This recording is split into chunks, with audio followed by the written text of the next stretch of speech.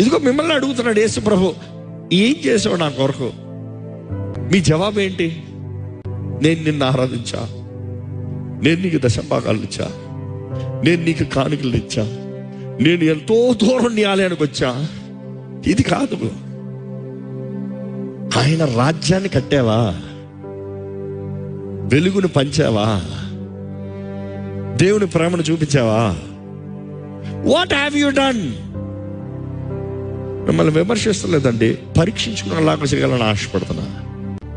జీవ గ్రంథంలో పేరు రాయబడిన తర్వాత ఆయన రాజ్యంలో నీకు ఒక స్థాయి ఉందంటే నువ్వేం చేసావు, ఏం రాయబడి ఉంటుంది? ఆయన గ్రంథాలు తెరబడతాయంట. గ్రంథాలు అనేటప్పుడు అన్ని గ్రంథాలు ఉంటాయంట.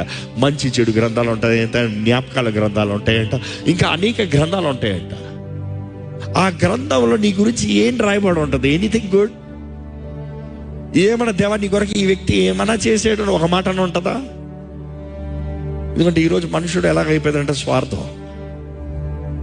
దేవుడు ఆయన నామాన్ని మహిమపరచాలని ఆశపడుతున్నాడు.